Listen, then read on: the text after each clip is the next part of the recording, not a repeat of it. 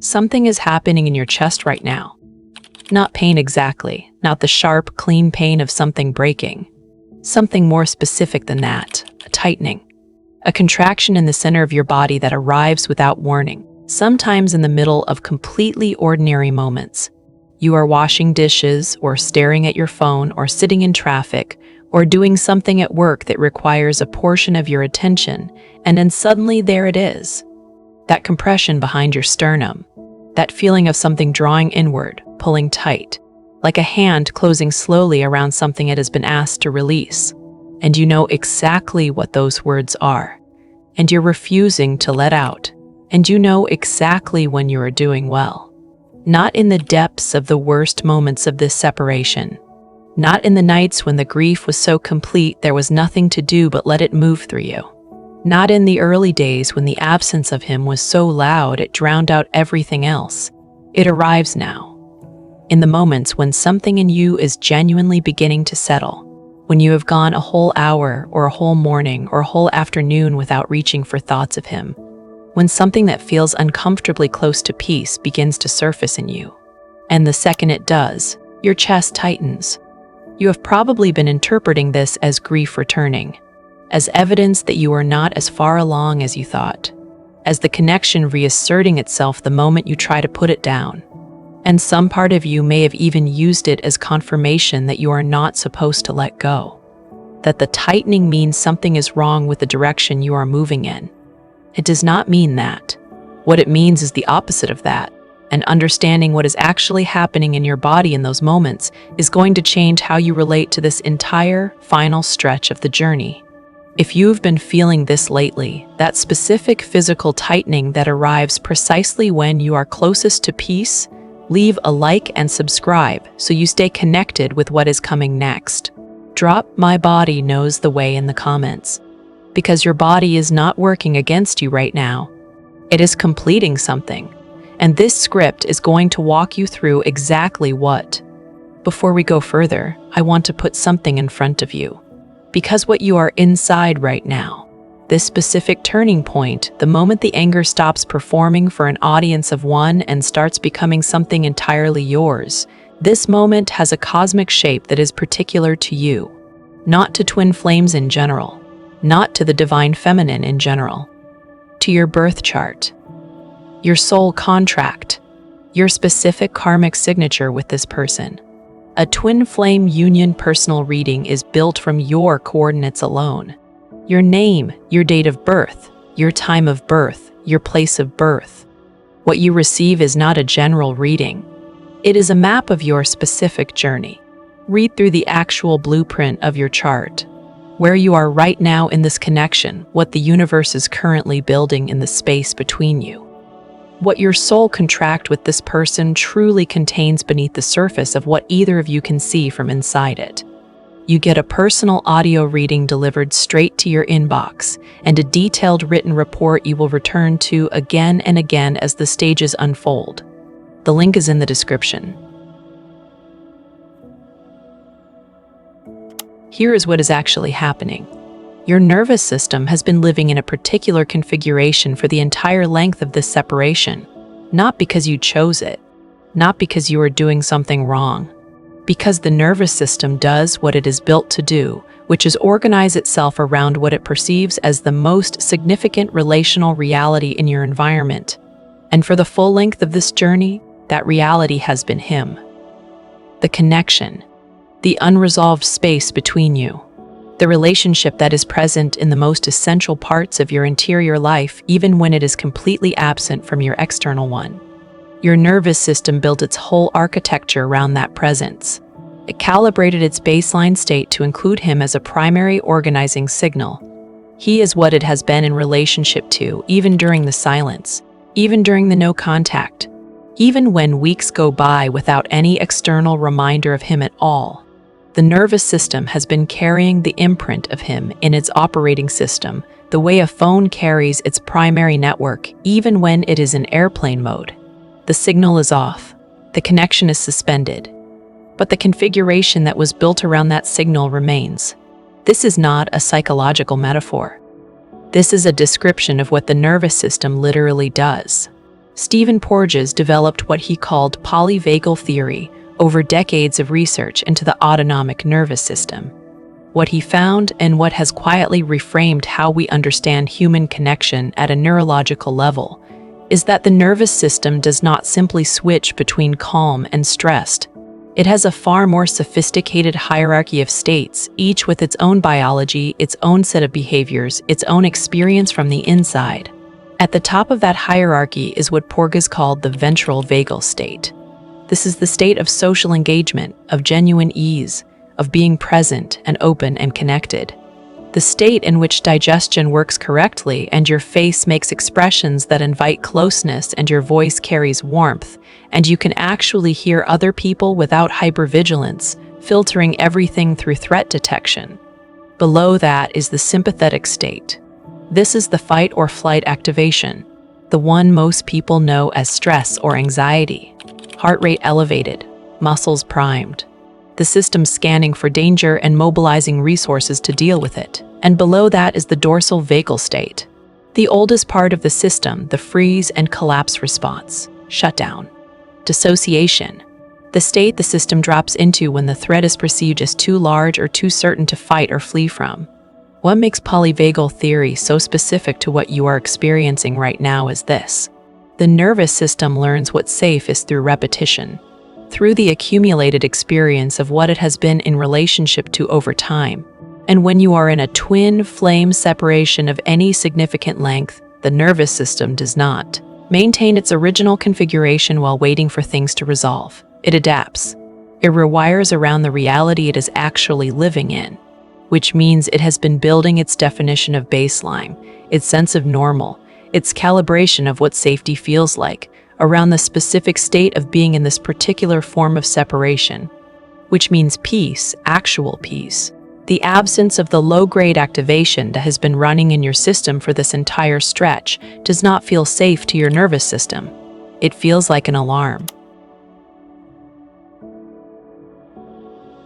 This is the thing nobody tells you about late separation. The body does not experience the approach of release as relief. Not at first. It experiences it as threat. You have been in a particular state for so long that the state itself has become your baseline. The vigilance has become familiar. The checking, the scanning, the low hum of awareness in the direction of him has become such a constant feature of your inner landscape that its absence does not register as rest.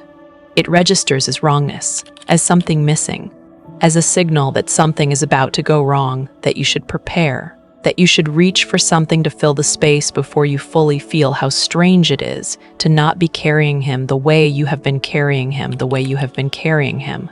The chest tightens. Because your ventral vagal system, the part that is trying to settle you into genuine ease, is encountering a nervous system that does not yet recognize ease as its destination. It has been calibrated to a different normal. And as the system begins to shift, as the genuine release begins to approach, the older, more primitive parts of the system register the shift as deviation from baseline. And deviation from baseline reads as danger. This is not a sign that you should not let go. This is a sign that you are actually close to it. The tightening is not the body asking you to hold on. The tightening is the body doing something far more specific. It is the nervous system encountering the edge of a known state and contracting before the crossing. It is the physical signature of a threshold. The breath held before the dive. The door opening slightly before it opens completely. If you have spent any time near the ocean, you understand this in your body, even if you have never put language to it. There is a moment, right before a wave breaks, when the water pulls back. When the shore empties and the wave draws itself inward before it releases. That pullback is not the wave stopping. It is the wave gathering the full force of its completion. That is what the tightening is. And here is what is critical to understand about it. If you respond to the tightening by pulling back yourself, by reaching for thoughts of him, by filling the space with analysis or replaying or any of the dozen other ways the mind redirects the body's completion process, you interrupt the wave. The release does not get to complete, and then the nervous system has to begin again. Porges and the researchers who built on his work introduced a concept that is useful here: the window of tolerance. This is the range of activation within which the nervous system can process experience without collapsing into shutdown or spiking into overwhelm.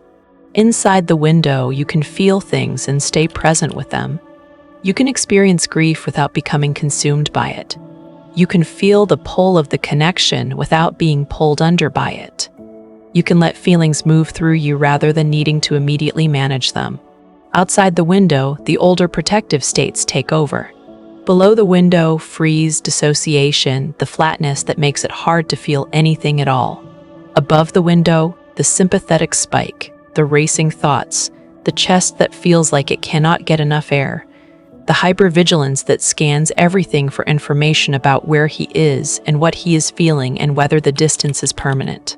Most of the twin flame journey is spent at the upper edge of the window, or slightly above it. The divine feminine in a late separation has learned to function while slightly over her window. She has become so accustomed to the mild chronic activation of carrying this unresolved connection that she has reorganized her daily functioning around it. She gets things done. She shows up. She does her work and sees her people and moves through her life. But she does it from a nervous system that is slightly braced, slightly elevated, slightly ready for something to change or hurt or require navigation. That state uses energy, constantly, even when there is nothing actively wrong. And what Venus moving into Gemini this week is doing? The specific quality of this energy is beginning to introduce something new into the field. Gemini energy does not brood. It moves. It makes connections. It asks what else might be possible. It is curious rather than vigilant. It looks forward rather than inward. And that lighter, more mobile frequency, landing in a nervous system that has been braced for an extended period, has a particular effect. It begins to create a gap, a small gap between the braced self and something else, something that moves differently, something that asks whether all the sustained vigilance is still necessary, something that notices, quietly, that the external situation has been the same for long enough that the internal bracing may have become habit rather than response. And the nervous system, encountering that gap, contracts before it can open. The tightening in your chest when you feel close to peace is your window of tolerance beginning to shift. It is the biology of someone who is genuinely approaching the edge of a long-held state. It is not regression. It is not the connection calling you back. It is the physical experience of your nervous system encountering the boundary of what it has known and beginning, tentatively, to consider that there might be another side to it. Here's something most content about twin flame separation gets wrong. It talks about letting go of him, and that is not actually what is happening in late separation. Not precisely. Because what you have been carrying is not just him. You have been carrying the version of yourself that was organized around the unresolved connection. The self that woke up in a particular configuration every morning. The self that made decisions with one part of her awareness always monitoring the situation between you. The self that held space in the center of her inner world for something that was simultaneously the most important thing and the most uncertain thing. That self is a version of you that you actually inhabited fully. She was not false, she was not wrong. She was the real you, functioning inside a particular relational reality for an extended stretch of time. And that is what is releasing now. Not him. The configuration. The nervous system knows this before the mind does. The mind is still working in the language of him, still asking whether letting go means you are giving up, whether it means the connection was not real, whether it means you are abandoning something that deserved more patience. The mind has a whole conversation running about what letting go means philosophically and relationally and spiritually. The body has already moved past the conversation. The body is simply at the edge of the known state, feeling the pull of something different, contracting before it crosses. This is what co-regulation in a twin flame connection means from a polyvagal standpoint. Your nervous system has been in an extended period of co-regulation with someone who is not physically present. Not co-regulating in the way you co-regulate with someone you see daily, through the actual exchange of presence and voice and breath and expression, co-regulating with his absence, with the energetic architecture of what is between you, with the unresolved frequency of a connection that neither of you has completed. That is an unusual thing for a nervous system to maintain. It is genuinely unusual. The body was built for presence, for the tangible signals that come from actual proximity. Facial expression, tone, breath, touch. The whole polyvagal social engagement system is designed around those signals. And in a twin flame separation, you have been operating that system without its primary inputs. What the body does when you are this far into late separation, when genuine release is near, is begin to return its regulation to itself. This is not disconnection from him. This is the body remembering its own signal. And it is terrifying in a way that has nothing to do with him. Right here, I want to put something else directly in your hands. Because if you are genuinely in late separation, if this script is landing in the precise location of your experience right now, then you are at the stage where tracking your own movement becomes essential, not because the tracking creates the movement, but because without it, you lose the evidence of how far you have already come. The Twin Flame Journey Tracker and Progress Workbook is a 39-page system built for exactly this phase. An 8-stage journey tracker so you can see exactly where you are and watch yourself move through the stages month by month with evidence rather than just feeling. A synchronicity log so the moments that matter, the 1111, the unexpected contacts, the signs you would otherwise forget, get captured instead of dissolving into the noise of daily life. A daily self-love checklist that keeps you the center rather than always orienting toward him. Weekly reflections that show you patterns you would not otherwise catch. Monthly reviews that let you see your own transformation in black and white rather than just sensing it vaguely. When you are in late separation, the periods of progress can feel invisible because they are so gradual and so interior. This tracker makes them visible. The link is in the description if you are ready to start seeing your growth in a form you can actually hold. This is the part that matters most practically. When the chest tightens as you approach peace, the instinct is to do something with it.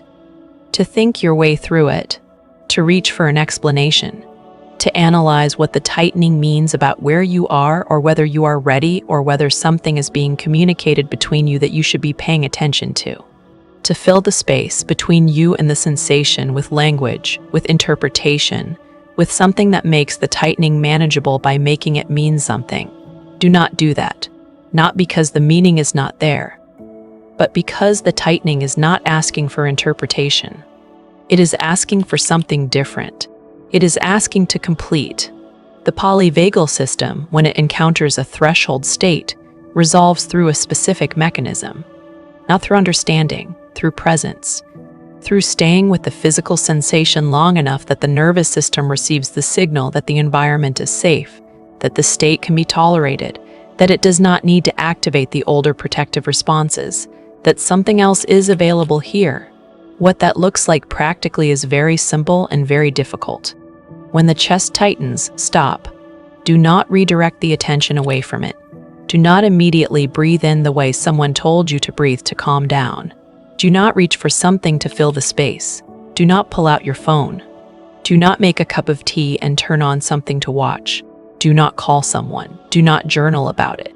Just stop and feel exactly where the sensation is, not its meaning, its location, the specific geography of it in your body. How far down it goes, how wide it extends, whether it is symmetrical or whether it lives more to one side, whether there is any movement inside it or whether it feels completely fixed. This is called orienting, and orienting is one of the primary mechanisms through which the nervous system completes interrupted processes. When you stop and locate the physical sensation exactly, you are giving your nervous system the most basic signal of all. You are telling it, I am here with this. It does not have to be managed. It does not have to become something else. We can be here with it, and something, very slowly, begins to soften. Not immediately, not in a rush, The tightening does not dissolve in 3 breaths and a moment of intention. The polyvagal system completes at its own pace, which is always slower than the mind would like and faster than you fear. But when you stop redirecting it, when you give it presence rather than management, the completion begins. This is what is available to you in late separation that was not available earlier in the journey. Earlier, you did not have enough internal resource to stay with the sensation without the sensation becoming overwhelming. The window of tolerance was narrow. The activation was too high. The grief was too fresh and too total. The protective responses were doing exactly what they were supposed to do, managing the intensity so that you could continue to function. But you have built something over the course of this journey.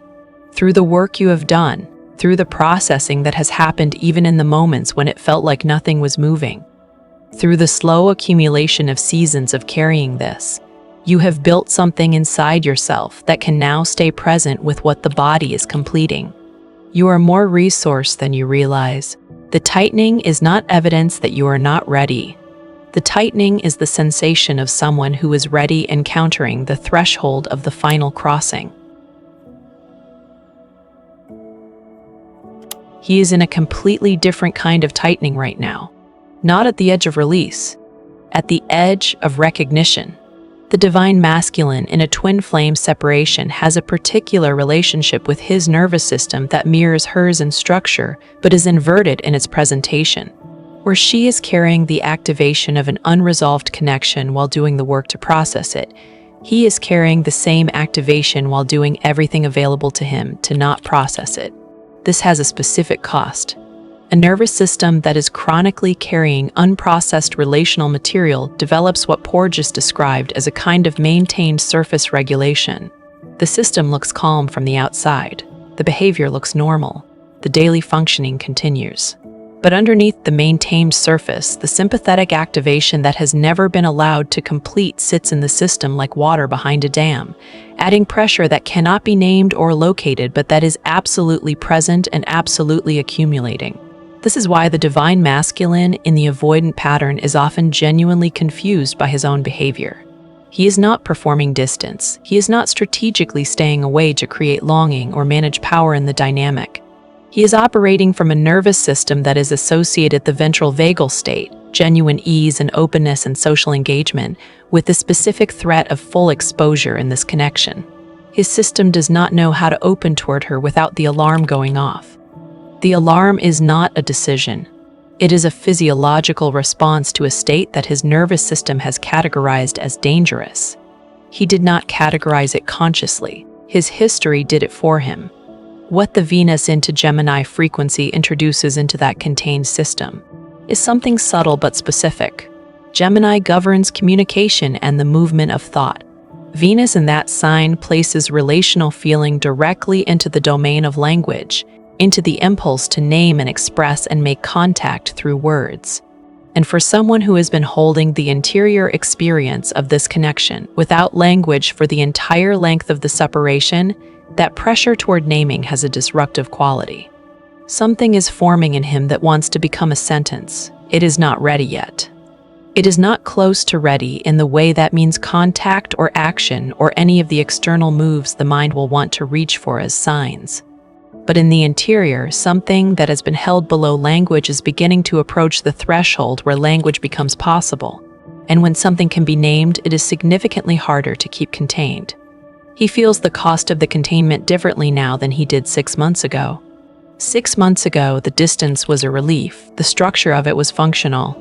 The space it created between himself and the full weight of what he carried felt manageable, even necessary. Now the distance has a different quality. It has started to feel less like safety and more like something he is doing. Less like the natural order of things and more like a sustained act of will that is becoming harder to maintain without noticing that he is maintaining it. That is not nothing. That is the beginning of the break in the maintained surface. His chest has its own tightening. His looks different from yours because he has far less internal language for what is happening physiologically. He cannot name it. He might not even notice it as something separate from his general state, but the body always knows. and his body knows that something that has been held very tightly for a very long time is beginning to press against its own containment. You do not need to do anything with that information, but you should know it is true. Here is the truth about why the tightening arrives precisely when you are closest to peace. Union, genuine twin flame union, not the reunion of two people resuming an old dynamic, but the actual meeting of two people who have each done the specific work the journey required of them, does not happen through longing. It does not happen through maintaining the space open for him. It does not happen through the sustained act of keeping the connection alive in your interior while the exterior remains unresolved. It happens when two people's nervous systems are genuinely available to each other, not in the way they were available at the beginning, when the connection felt like falling and the intensity was everything, and the pull toward each other was so overwhelming it bypassed any possibility of conscious navigation. That was the initial activation, the soul recognition that started the whole process. Real availability is different. It is quieter. It comes from a nervous system that has genuinely settled into itself rather than bracing for something. It comes from a person who can be fully present with her own interior without needing the other person's response to complete her experience. It comes from the particular quality of groundedness that cannot be constructed or performed, but can only be arrived at through genuine resolution of what needed to resolve. You are building that, not by trying to build it, by allowing your body to complete what it is completing. Every time the chest tightens and you stay with it instead of redirecting it, you are expanding your window of tolerance. You are building the capacity to remain present at the edge of a known state without the older protective systems pulling you back. You are training your nervous system very slowly and very gently to recognize that peace is not a threat, that release is not abandonment, that the absence of the chronic low-grade activation that has been your baseline for this entire journey is not wrongness. It is arrival. The polyvagal system learns through repeated experience, not through intention. Through the actual repeated experience of encountering a state and surviving it and discovering that the feared outcome did not materialize. Every time you sit with the tightening and let it complete, you give your nervous system one more experience of the boundary that can be crossed safely. One more piece of evidence that the other side of the known state is not a void but a different quality of presence. Your body is not confused about where you are going. It is doing exactly what a body in the final stage of genuine release does. It is contracting before the opening. And the opening is not the end of this connection. The opening is the beginning of a version of yourself that does not need the unresolved connection to feel real. That does not need the longing to feel the depth of what is between you. That does not need the pain of the distance to prove that the love was genuine. A version of you who carries the truth of this connection lightly. Not because it matters less, but because she is no longer organized around its unresolved state. That version of you is who the divine masculine, when he is finally ready, actually gets to meet. Not the one who has been waiting. Not the one whose nervous system has been braced in the direction of him for all this time. The one who arrived at herself. Who completed the crossing that the tightening was signaling was near. Who let the wave break and then stood on the shore in the quiet that followed and found that the quiet was not empty. That quality of presence is not something that can be performed or rushed or produced through effort. It can only be completed. And your body is completing it right now, in the tightening that arrives when you are finally close to peace. Stay with it. Do not interpret it as a sign to hold on. Do not let the mind arrive and translate it back into the language of longing before the body has had a chance to finish what it started. The tightening is the threshold, and a threshold, by definition, only exists to be crossed. Your nervous system knows this even when your mind does not. Your chest knows something your thoughts are still trying to catch up to. Let the body lead for once. It has always known the way. This is not passive work. It is probably the most demanding thing you have done in this entire journey. The earlier stages had a particular kind of intensity that was obvious. The grief was loud. The longing was visible. The activation was acute, and you could point to it and say, "This is what I am working with. This is the thing I am trying to survive." Late separation is quieter on the surface and far more demanding underneath it, because what it is asking of you is not to feel more. It is to stop interrupting what is already feeling, to get out of the way of a completion process that the body has been trying to initiate for longer than you have consciously recognized, to trust a biological intelligence that is older and more specific and more precisely calibrated to what you actually need than any framework or stage map or piece of content about the journey. The body has been patient with you. It has been attempting this completion through the meditation sessions, when something almost landed before you pivoted to interpretation, through the walks when something started to move in your chest and then your phone buzzed and the moment was lost, through the mornings when you woke up in a particular quality of stillness and then immediately reached for your thoughts to find out where you were in relation to him. It has been waiting, not with frustration. Bodies do not experience the interruptions as betrayals. They simply continue. They return. They try again. They will keep creating the conditions for the completion as long as you are in the body and the completion is still waiting to happen. This is the gift of the biological system you inhabit. It does not give up. It does not conclude that you are too defended to heal or too lost in the narrative to feel or too far gone in the performance of the journey to find the actual thing underneath it. It simply continues presenting the opportunity. Through every tightening in your chest, through every moment of unexpected peace that closes before you can settle into it, through every threshold state that arrives and contracts and opens slightly and contracts again, it is offering you the same thing every time. The chance to stop, to be here with what is completing, to let the wave break all the way rather than pulling back from the fullness of it. You have spent a long time being very brave in the ways that are visible, in the work you post about, and the growth you can describe, and the frameworks you have integrated, and the stages you have moved through, with enough self-awareness to name them. This bravery is quieter. There is no language for it while it is happening. There is nothing to post. There is no moment of insight you can capture before it dissolves. There is only the sensation and your willingness to be with it fully, and the slow, unglamorous, deeply biological process of your own system, completing something that has been waiting to complete for a very long time. That is the work of this phase, and you are already in it. The tightening is the proof. You are closer than you know.